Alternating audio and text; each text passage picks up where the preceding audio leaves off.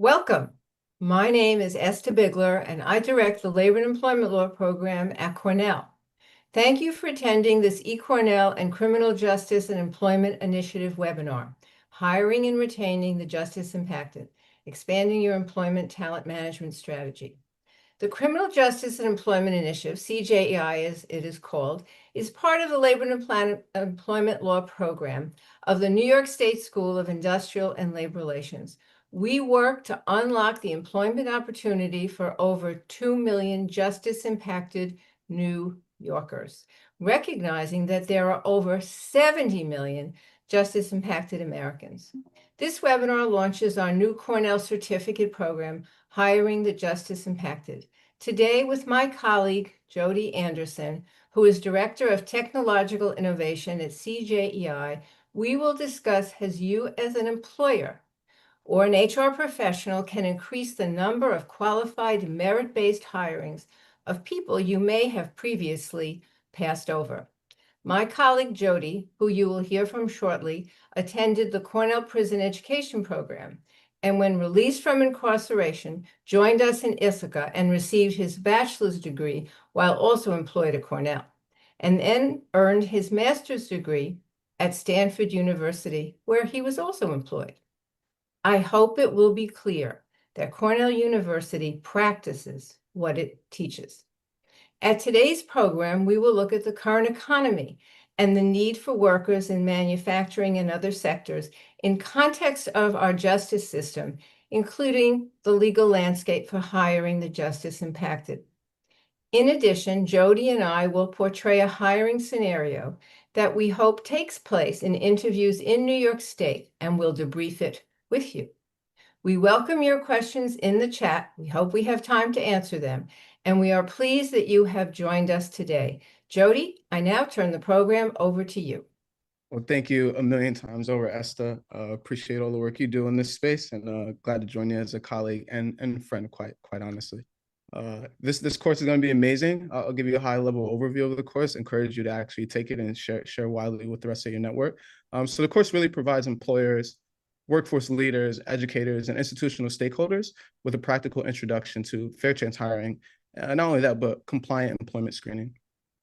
Given the state of affairs, topic is especially urgent right now is labor shortages, workforce participation challenges, and then growing employer interest in underutilized talent pools. Those are colliding with increased pressure in hiring and legal compliance. We do recognize that many employers see this as an opportunity, but not a huge segment of them are fully prepared to navigate background checks, EEOC guidance, and then conduct individualized assessments. That's what me and Esther will get into later on. And then participants will leave with a stronger understanding of the legal landscape, a clearer sense of best practices. Again, we welcome your questions. We're going to try to address all those here, but the course will do a much deeper dive on that. And then actionable tools to support more hiring, job relevant hiring decisions for a population that is ready and willing and able to work. So I'm going to take a step back. I know we're all paying attention to a geopolitical landscape, but I'm going to start with the economy, right? And so the economy is sending a bit of mixed signals. I think we're all seeing what's happening in the white collar industries. Like hiring has softened. The rise of AI and knowledge work is having its impact, and we're all feeling that. But there are other sectors like manufacturing, as I brought this up earlier, construction, industrial trades, and then energy infrastructure, which I think is a hot topic right now. Those are growing and facing real labor shortages. Tons of reports out there on the market. Encourage you to look those up. We're going to dive into a bit of those. But what that really means is that employers need a broader talent strategy and pipeline. And very germane to the topic here, justice impacted candidates are part of that solution. I think many employers, if you are large and of any size, you're already kind of doing this with your natural hiring motion, but to be more intentional to fill some of those workforce shortages is really the objective here. But in this context, too often, structural barriers keep capable, kind of motivated people out of the workforce, limiting economic mobility and leaving qualified talent, as Esther revealed earlier. We're talking upwards of 70 million people, right? This is not a marginal issue, given the size of the problem. It is a mainstream workforce issue because when employers overlook underutilized talent pools, industries lose capacity, businesses lose qualified workers, and the economy loses productive potential. There was one report that came out, this is a few years ago, so sorry if this is dated, that the open jobs in the market, they're in the millions, cost over $1 trillion every month in lost productivity. And that is why justice system involvement matters as an economic issue. For many qualified people, a record creates structural barriers to employment, limits access to opportunity, and then can actually reduce long-term economic mobility, even after they're ready and able to work post-confinement. These barriers don't affect individuals, they affect whole families, whole communities, and we want to dive into that today.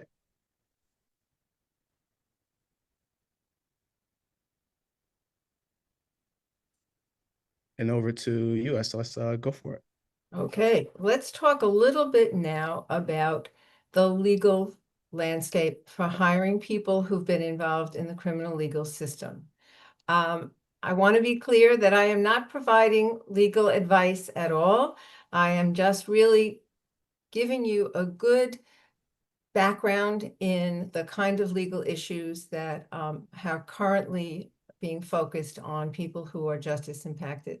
The first thing we have to remember is that the legal system involves 50 different states with separate legal systems.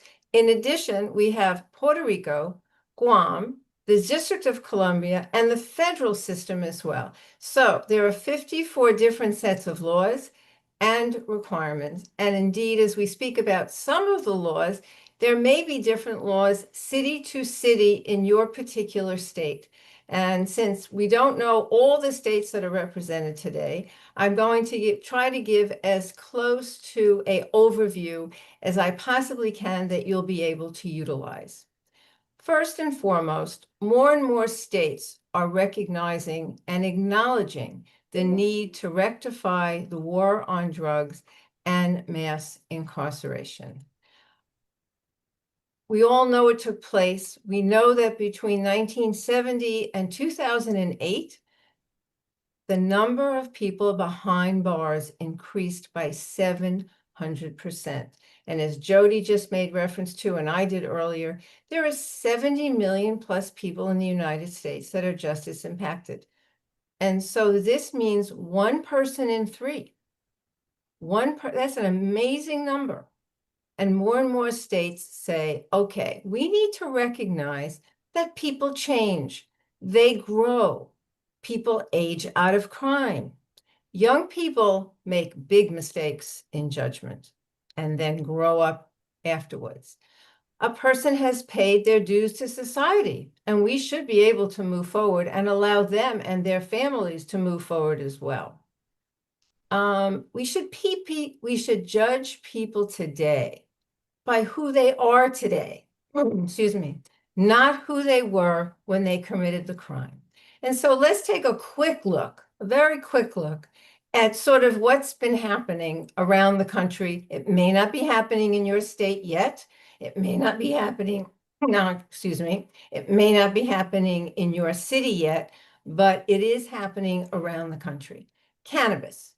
Cannabis is still illegal on the federal side. It is a Controlled Substance Act violation. It is Schedule I, and it is a felony to have anything to do with cannabis. However, we now know that more than 50% of the states have legalized cannabis for medical and or recreational use, notwithstanding that it is on the federal side a felony.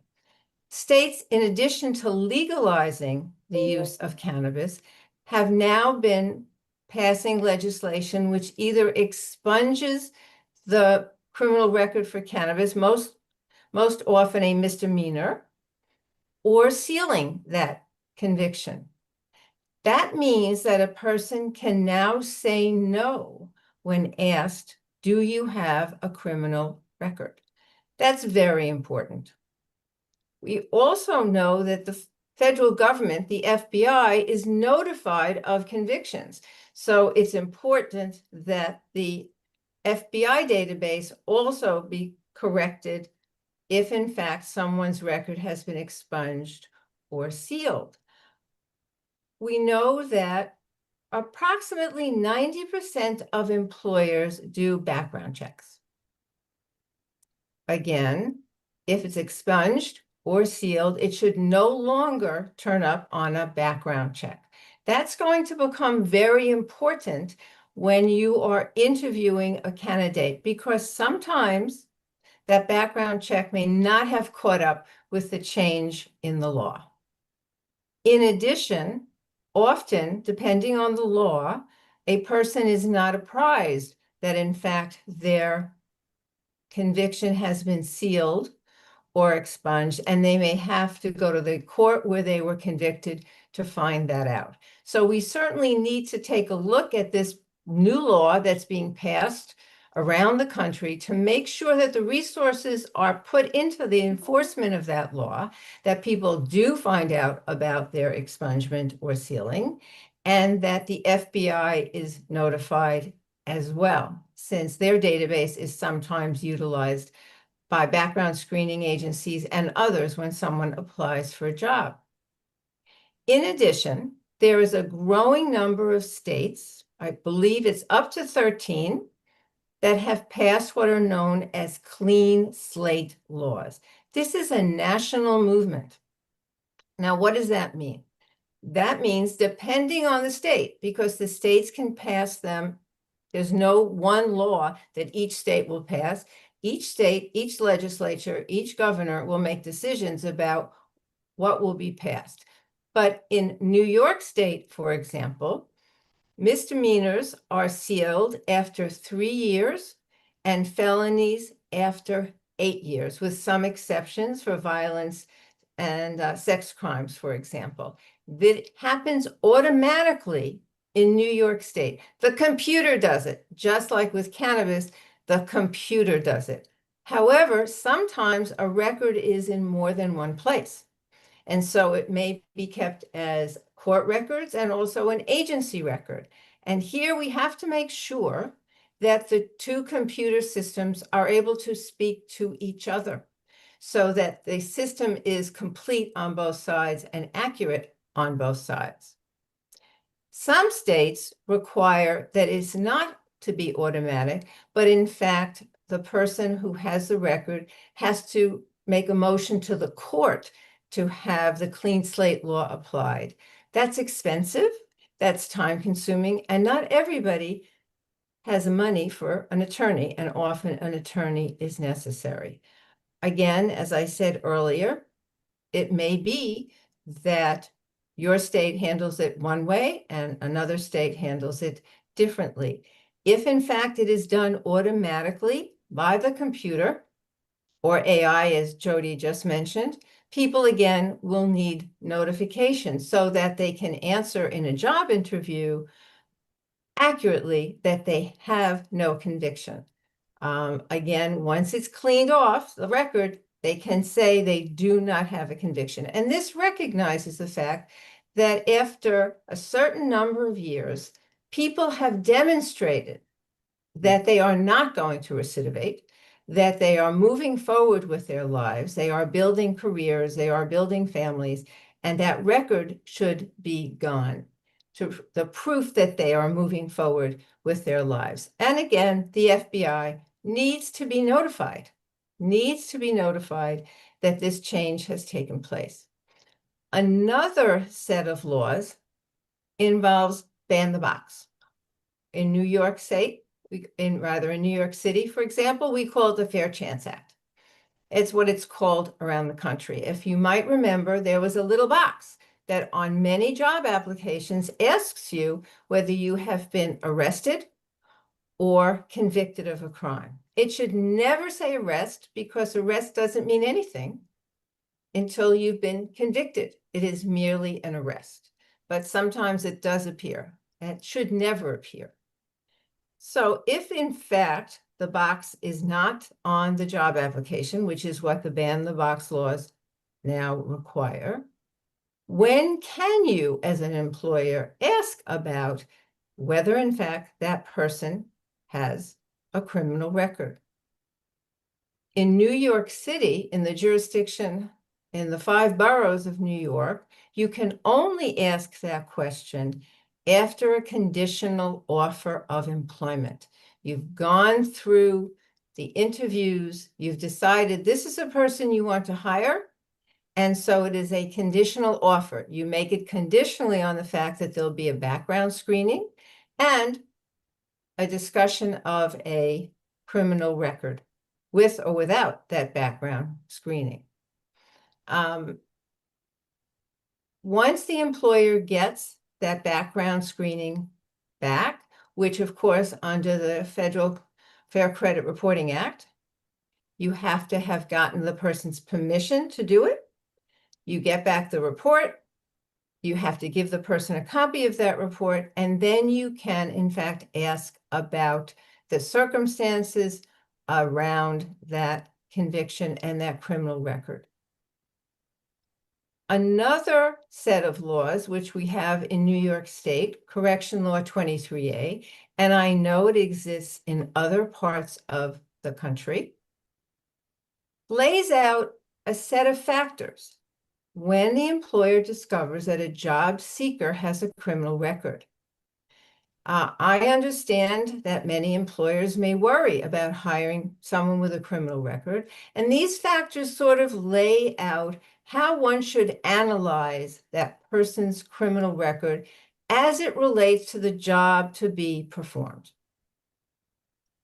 New York has a public policy to encourage the hiring of people with a criminal record, but what in fact are the things that an employer is supposed to look at? Job duties. What does the job description require this person to do? How does the job that is laid out in the job duties, which we hope are clear and unambiguous, what's the relationship between the job to be performed and indeed the criminal record? What's the seriousness of the offense? And there again, the descriptions of different criminal codes may vary, so there'll have to be a little work done in terms of what does the actual wording on the background screening that you've ordered, what does it mean in terms of the job to be performed? What's the seriousness? What's the time since the person has been convicted? As we talked a few minutes ago about the Clean Slate Act, 3 years for a misdemeanor, 8 for a felony. How long has this person been home and has been moving forward with his or her life? How old were they when the offense was committed? Young people are notorious for having bad judgment when the executive functioning has not yet come into play. And so the age of offense becomes really important. What has that person done in terms of references, rehabilitation, so that how have they moved forward with their lives? And of course, the impact of hiring this person on the workplace.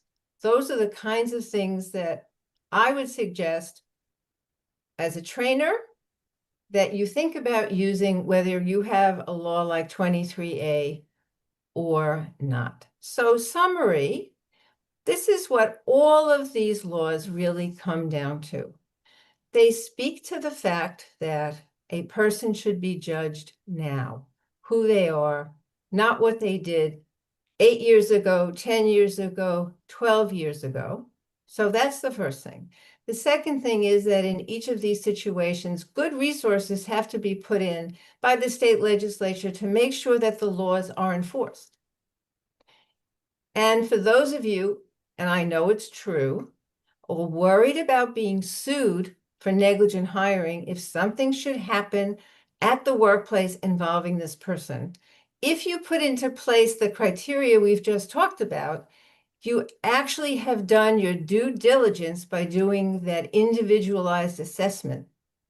And therefore, you have a great defense if someone should in fact sue you for negligent hiring. But I will tell you that these are very, very rare offenses, though we do know, of course, that can never stop someone from bringing a lawsuit. Lastly, and not to be forgotten, in New York State, like many other states, a criminal record is a protected category, the same as race, sex, national origin, religion, disability, etc.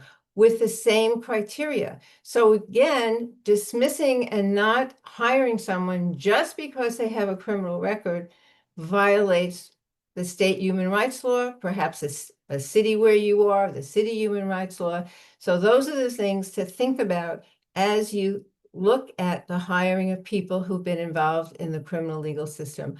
One last thing I want to say is that please, when you get that criminal record background screening back, take a look at it for accuracy, because mistakes happen. We know mistakes happen. So it's important to take a look at it. Staffs need to be trained on how to read the report and how to evaluate a person with a criminal record. And please make sure that the person who is the job seeker gets a copy of that record and is given the time to be able to make any corrections that are necessary. Jodi? No, well done. I always feel like whenever I get a chance to speak or listen to Esther, it's a crash course on the legal landscape. I've got to make my way to law school at some point for sure. We did have one question from the audience about like ubiquity of ban the box. I think right now we're at 37 states, over 150 cities and counties have some variation of ban the box or fair chance hiring ordinances, like Esther was mentioning earlier at the top of the call. So it is widespread. They're changing, they're evolving, they're getting updated. Like Philadelphia just updated theirs. San Diego had a pretty extensive one at the end of last year, and so it is always evolving and changing. And so I think that's why we're trying to make it top of mind to make sure people are aware of this, how to navigate that in order to increase their candidate yield of people that are already in the pipeline. So well done. Exactly, especially when in fact the pipeline is actually getting smaller and smaller. I think, Jodi, are we ready to do the job interview? Let's do it. Let's do it. All right. I love it. So let me say to everyone that I'm going to apologize for the fact that I am going to be reading my interview questions. And the reason I am doing that is I usually read my interview questions when I interview someone for a job. And I want to make clear, especially in the interview sessions that I handle, that everyone is treated exactly the same. I do not speak off the cuff. So this will be that kind of interview. So, Mr. Anderson, it is good to see you again.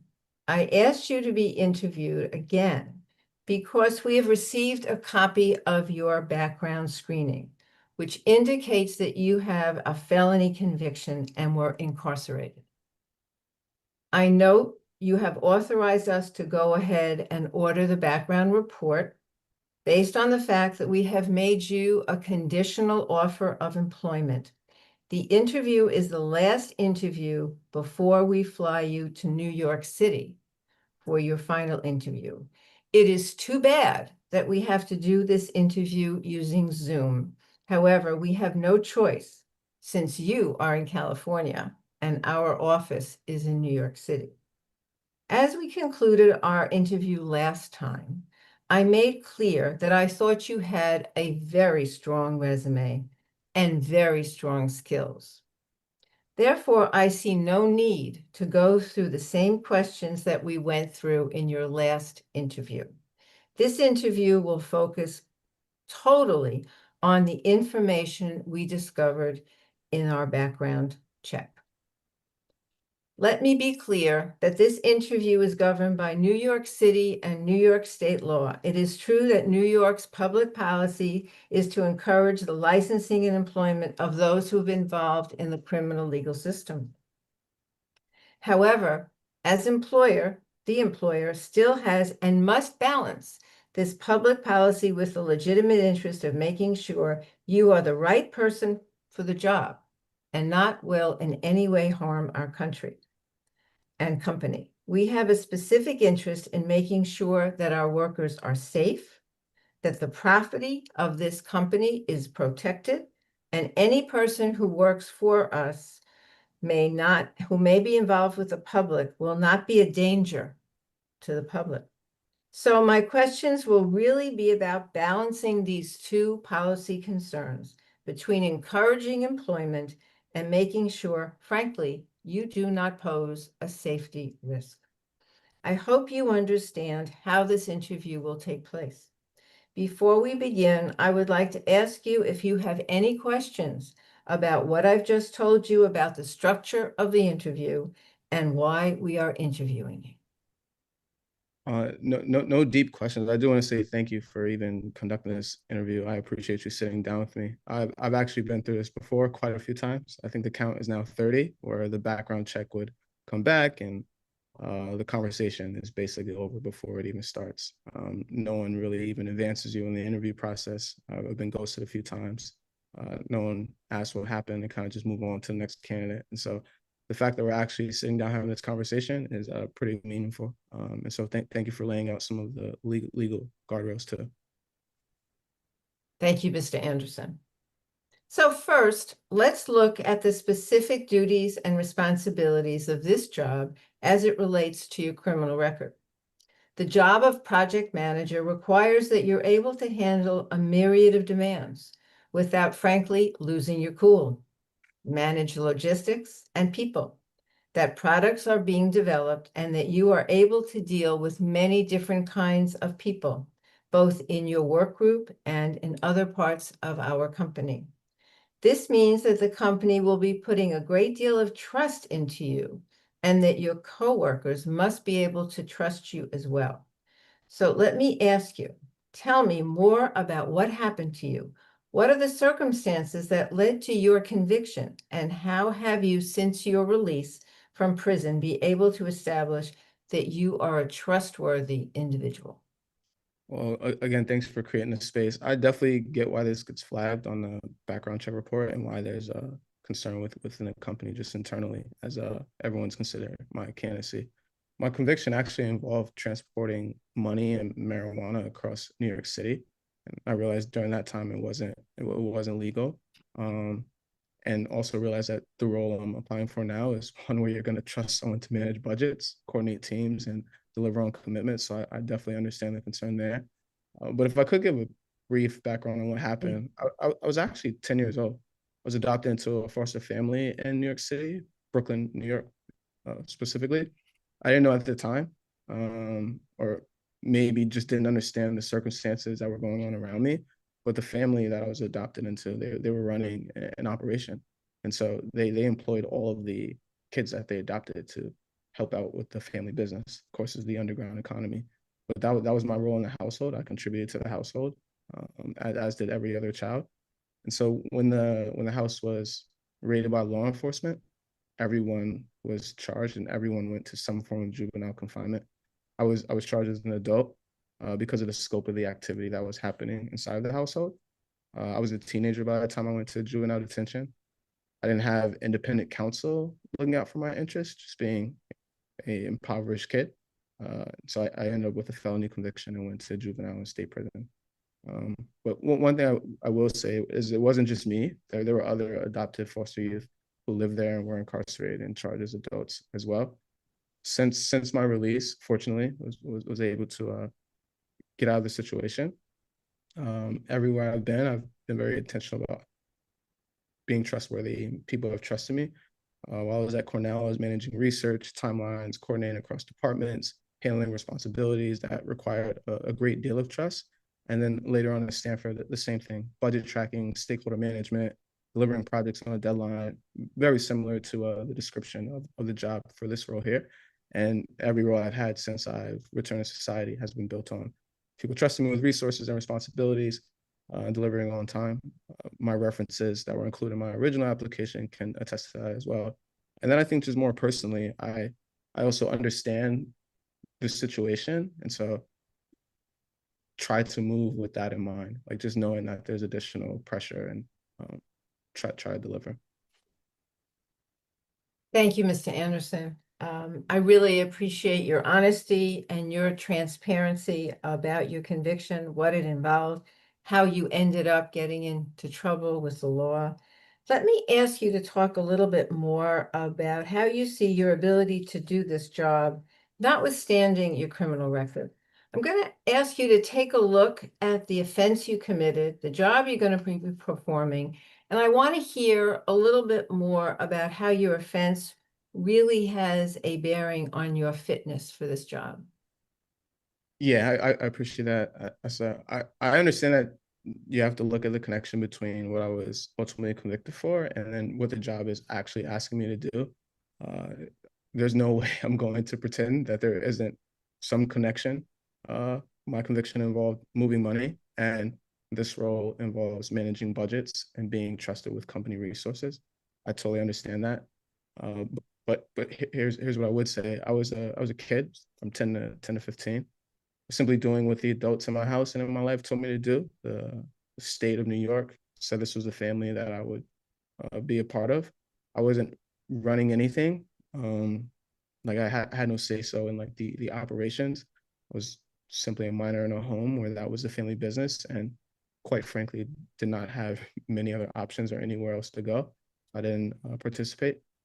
Uh, and then more personally, I try to focus on what has happened since. Like a number of us went into juvenile detention, but at Cornell, I was coordinated with departments and trusted with institutional resources. And then the same thing over at Stanford. Um, the person who was involved in that activity as a youth when I was younger, that's not who I am anymore. I've tried to take great strides to be a better person and understand how I could contribute. I don't say that lightly. The work I did on myself while incarcerated, from education to retraining, years of showing up and proving what I'm capable of doing, that changed how I think fundamentally, how I make decisions. And I think you can see it in the track record since then. Thank you, Mr. Anderson. So let's talk a little bit more about this offense. How long has it been since you were convicted of this felony? And what have you been doing since you were convicted and incarcerated? What have you been doing over the years? It has been years, over a decade at this point. I served my time. I completed parole, so I was released on parole, and I've had zero issues since. Um, Fun fact: my parole actually ended the same day I graduated from Stanford, my master's degree. So that chapter was closed completely. So a bit of a weight off of my shoulders. And then since I've been out, I went to Cornell to finish my bachelor's degree. And then I ultimately returned to grad school to attain my master's. And since then, I've been working in early stage startups, research labs, trying to build a career, build that work history. And I haven't had a single issue with the law, like not a single one. I do understand, Mr. Anderson, that it has been some years since the offense occurred and since you've been released from prison and parole. I hope you don't find my questions too intrusive, but I need to be able to balance any risk that you may pose to the business with what you bring to the business in terms of your skills, intelligence, etc. So let me ask you again, how old were you when you began down this trail of violating the law? And how old were you when you were incarcerated? Yeah, I was 10 years old when I was adopted into that foster family. 10. So I had just turned double digits. The activity started right away. I was in a group home before then, and as soon as I got placed in the family, um, as soon as they recognized that I could read, write, and do math, I was immediately employed. And that was just the household I was placed into, along with the other youth. By the time the raid happened, I was a teenager, 15 years old, and they charged me as an adult because of how much was going on in the household. Not really because of what I did individually, but because of the scope of the whole operation. And then without a lawyer fighting for me in my corner, explaining what happened. I just ended up spending a number of years inside of different facilities.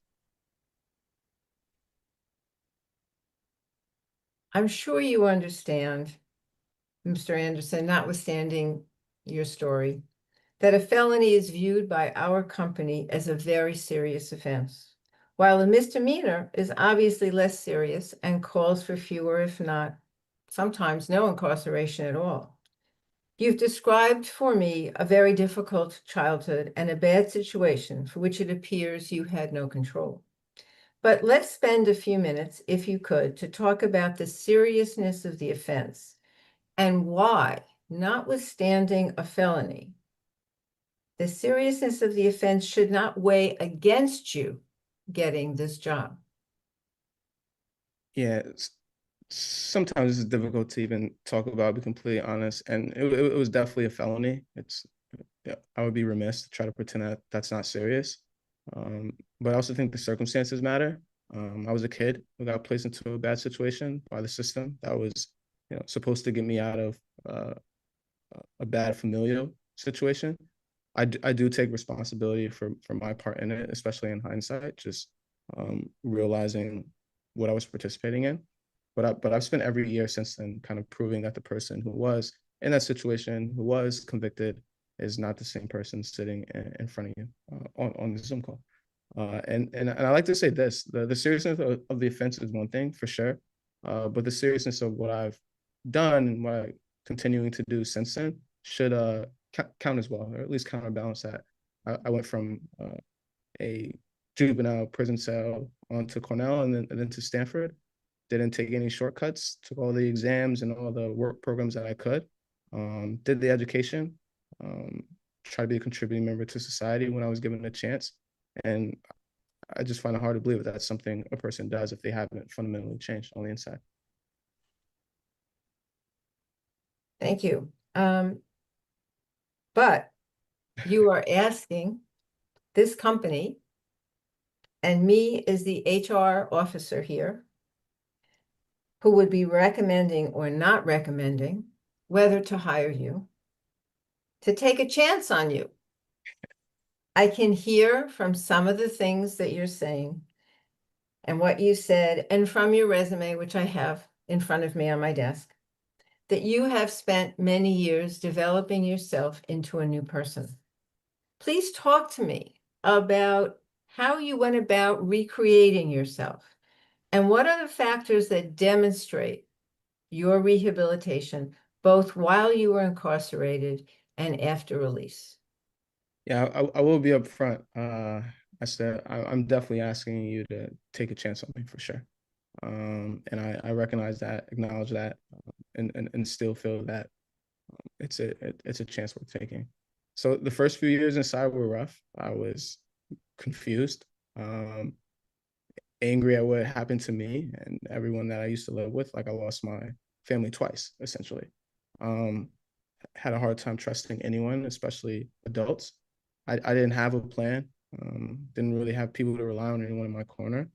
But at some point, I think I realized that I was going to be inside for a while. And if things were going to change, I had to take some form of agency and try to fashion my life out of the pieces that I had before me. So I actually started doing the work. I did anger management, substance abuse treatment, went through cognitive behavioral retraining. This was towards the end of my confinement. And honestly, I think that's one of the things that made the biggest difference. Taught me how to kind of step out of my own head, think before I react, take in a larger context, how to make decisions instead of just responding to whatever was in front of me or whatever I felt I was being compelled to do. While in inside, I actually worked in the industries program. So specifically the license plate shop. I was making plates for the state of New York. And I think people hear that and think like, oh, you're just making like a license plate. But it wasn't like nothing to me. It's like my first job ever. Uh, I had to meet standards every single day, show up, do the work, be on time, do it right. That mattered because I worked there for years to meet state quotas. Right, like the state of New York is expecting the particular department that I was in to like build signs for highways, infrastructure, and license plates to go on people's cars in society. So even though it was a factory behind a prison wall, I still felt like I was contributing to society in some meaningful way. And then I think more importantly or more transformatively was when I got into Cornell's prison education program. And that's where everything kind of shifted for me. Cornell has sent in professors and faculty and grad students. And we were able to actually take Cornell classes for real credit that would count towards a degree. The work was clearly harder than anything I had done up until that point. So the rigor was there. But really, truly, for the first time, I think people were treating me like I was capable of something beyond the material reality of my circumstances, which were pretty dire at that moment. And that changed how I saw myself. Like if they had believed in me and I was able to excel academically, then I might have a real shot. And then because of that, I was released 6 years early because of educational attainment and good behavior. And then when I came home, thankfully, or else I wouldn't be here in front of you. So that absolutely happened. I went to Cornell, continued working towards my bachelor's degree. And then, as I alluded to earlier, I went to Stanford to continue my studies and ultimately for my master's degree. And I think there's a bit of a coincidence that after I graduated, parole released me from their supervision because of my behavior. And I just feel like this is the next chapter in that. And I just want to continue that momentum. And I feel like this is the next place to do that at. Let me ask you, do you have any certificates that tell me about your rehabilitation? Oh, for sure. So I have litany of letters of recommendations from like professors and counselors and mentors I had while I was confined. But I actually have a certificate of rehabilitation from the state of New York. It was given to me with my release from confinement on parole. Thank you. So this is my last question before I close this interview. I opened this interview by explaining that as an employee, as an employer, and as a representative, and as the Director of Talent Acquisition, my recommendation will be based on the balancing of New York State's policy and the need to protect my employer from perhaps a lawsuit if you were to harm a customer, a fellow employee, or engage in any kind of criminal behavior while in our employ. So I'm interested in how you would describe yourself as meeting the standard of trust expected of an employee and likelihood that you truly are a very different person than you were when you were incarcerated at age 15. Yeah, no, I appreciate that. I do hope you give me a chance to prove it for sure, Esta. And I do understand that you need to know that the people you hire are going to be reliable and trustworthy. I'd expect that as well if I were running a business or if I were in charge of hiring. But all I can tell you is that everywhere I've been since I returned to society, people have trusted me. Not only have they trusted me, I've taken strides to earn that trust, whether that's with budgets, which is relevant in this case, timelines, teams, with things that matter. And I've never given anyone a reason to regret it. And I want that to continue. I also want to mention it wasn't just classroom work at Cornell. I did an internship running a debate program. That meant organizing schedules, managing participants, coordinating logistics, keeping track of things, and then working with other like students, right? And at Stanford, I worked in the research lab in the law school. That's real responsibility. They were lawyers, and so I think that says something. And I don't think people hand those opportunities to people that they don't fundamentally trust. Speaking of trust, my references know my entire story. They helped me transition to society, have continued to support me.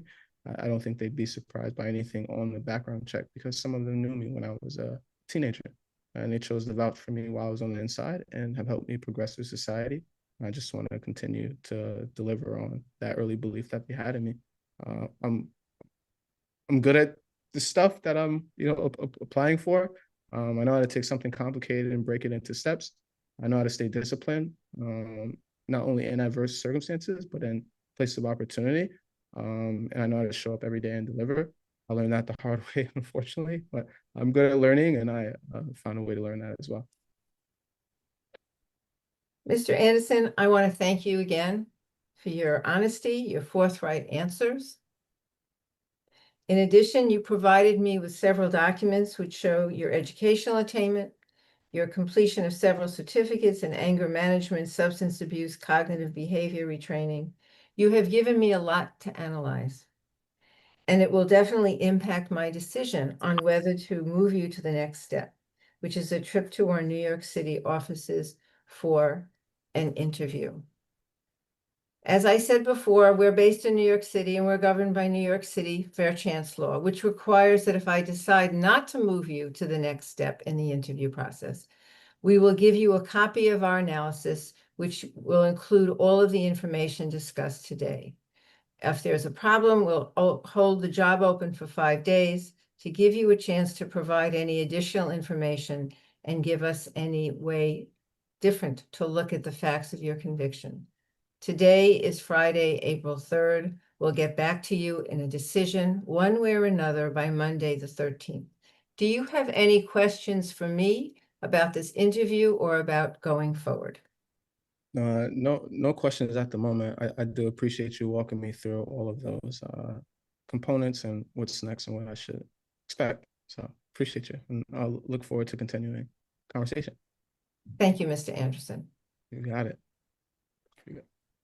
And this, and this, so excuse me. I'm busy reading your questions and not being able to speak at the same time. I'm not sure what that says about me. At any rate, this concludes our mock interview.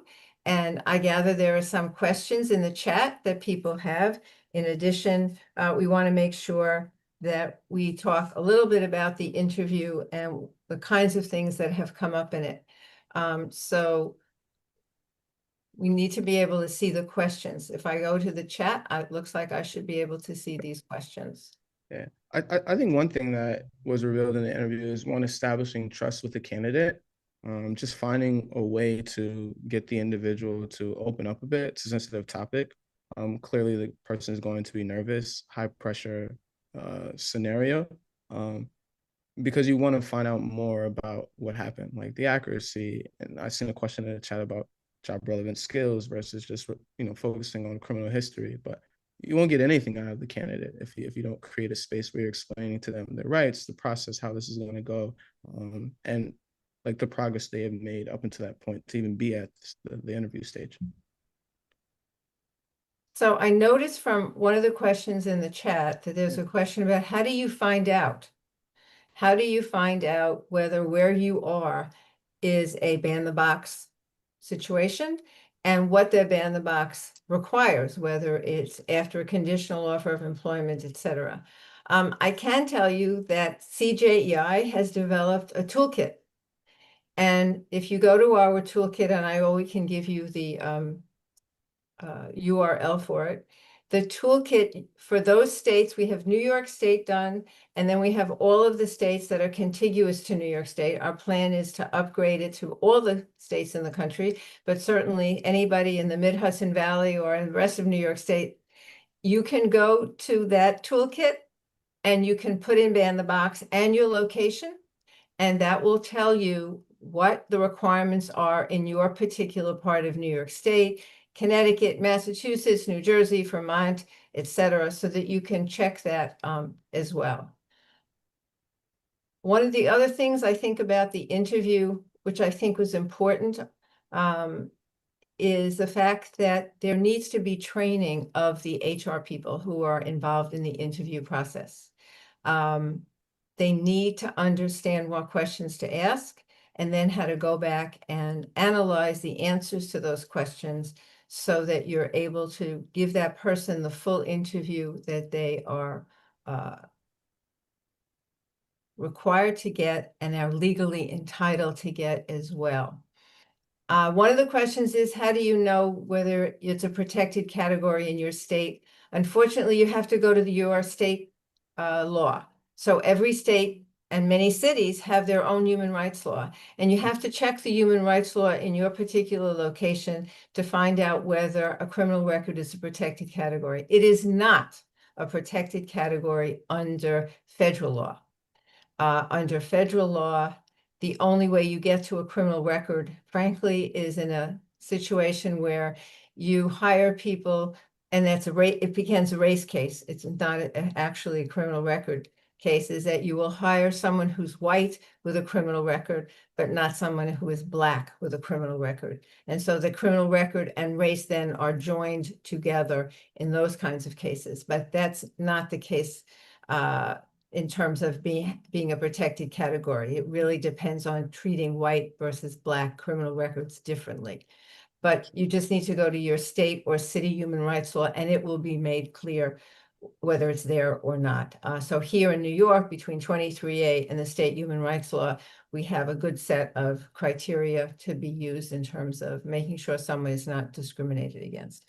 Jodi, oh, I'm sorry, Jodi. No, I was going to say, can I give another example of Sure. protected category? Atlanta, Georgia is a good example. Like they have similar legislation really strong on that, but you should be able to find that depending on what state you're in.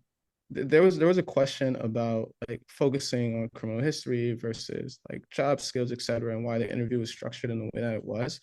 I think it's really important to understand that states and cities will have detailed like guidelines on what factors you need to consider, right? And so what you witnessed earlier was Esther going through the correctional law 23A, like very specific questions you have to ask, right? California's gonna have a different version of this. Austin's gonna have a different version of this. Seattle, Washington's gonna have a different version of this. Chicago's gonna have a different version of this. Philadelphia, Pittsburgh, they're all different, right? There may be some similarities. You'll see some trends and some themes, but the legislation spells out the questions that you need to ask, the factors you need to consider.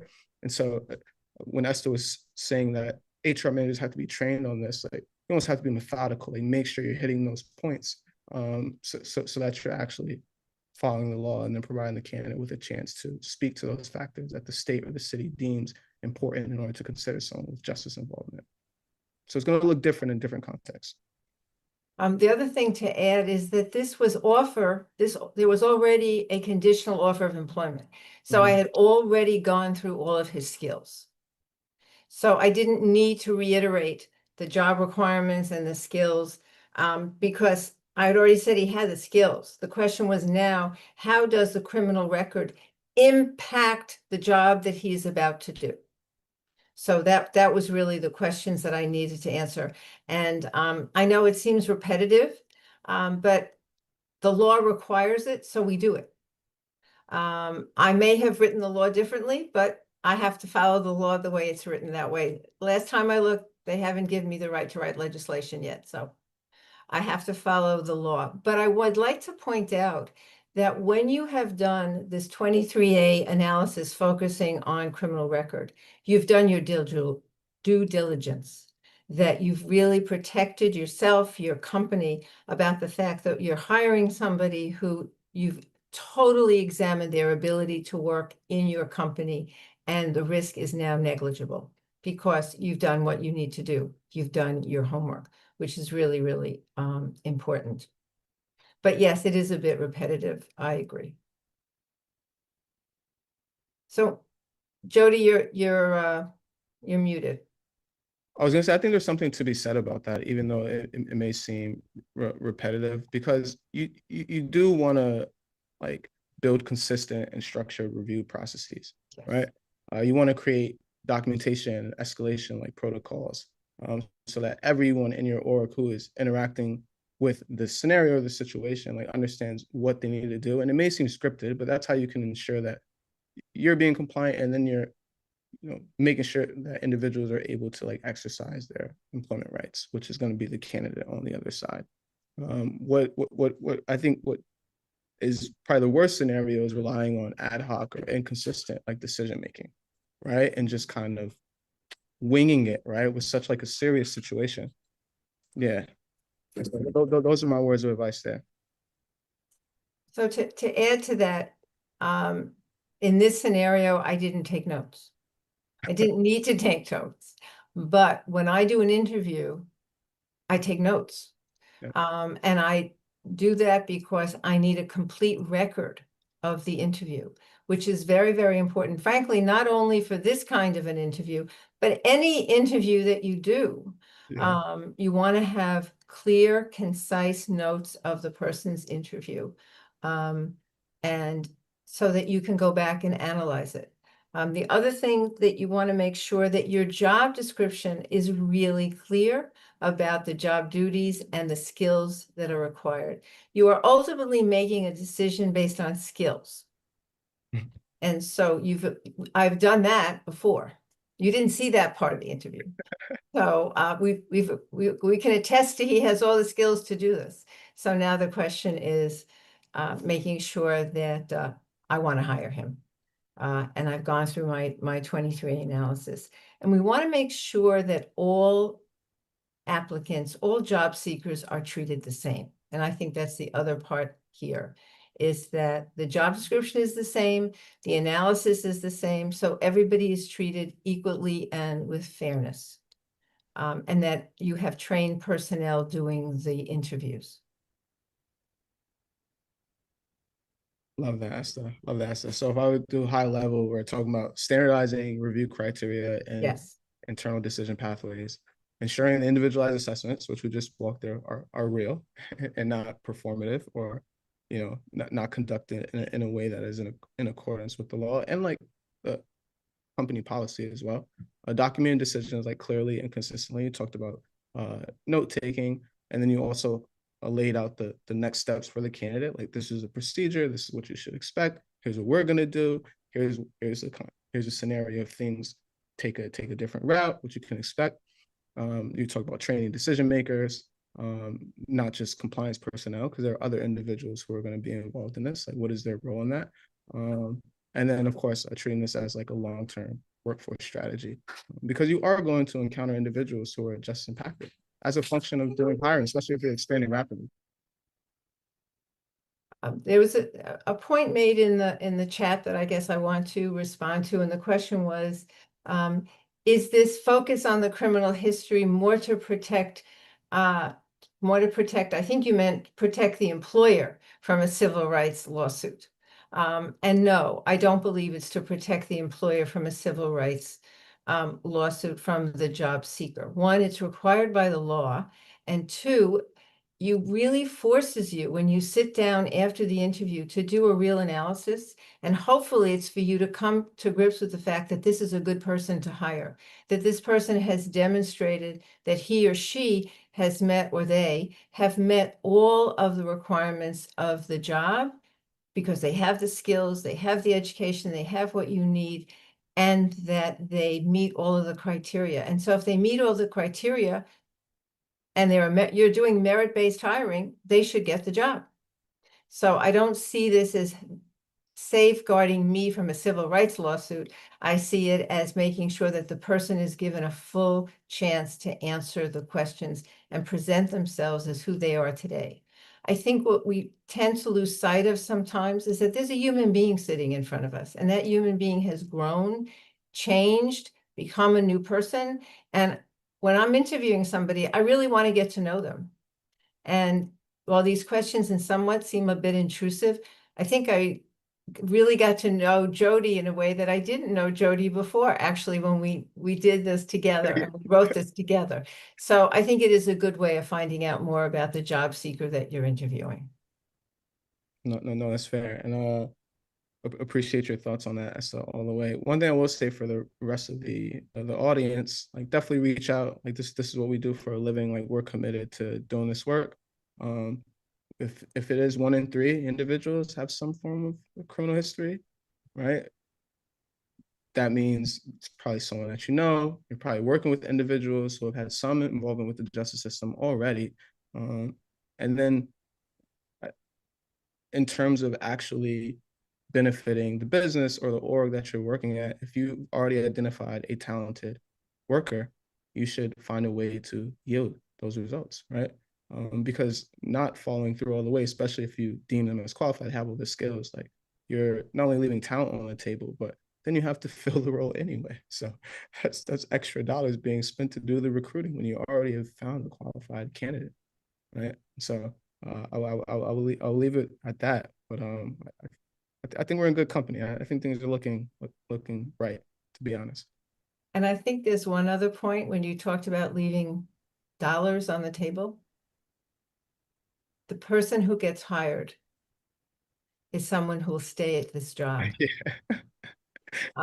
It costs a lot of money to train a new employee, to orient that new employee to the job. It takes time for them to be comfortable and to do the job well. And you want people who are going to stay. And the research does show that people who are justice impacted will stay on the job. You promote them, they keep growing on the job, but you'll have a workforce that we'll be proud of, and you're not wasting money with people coming in and leaving. So that's another important piece of this. Any other questions that people have before we end this program? I think the last question is, how do they learn more? Okay, well, all right. And here's our advertisement. Please join us for the eCornell certificate program, which really is the reason this webinar was put together, Hiring the Justice Impacted. The first class begins on April 22nd. and will be facilitated, by the way, by two other CJEI colleagues of Jodi and myself, Matt Sala and Thomas Jones. In addition, if you know justice-impacted individuals, we have a second class, which is a second chance, a second class, which is a second chance career academy for justice-impacted people. And so that will be advertised momentarily, I think in the next few days. So please let anybody that you know who is justice impacted about that class. And so I think I speak for Jodi and myself.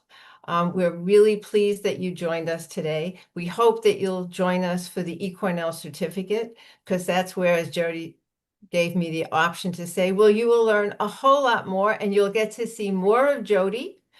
You'll get to see more of Matt Sella, Thomas Jones, and another colleague of ours, Jason Hott.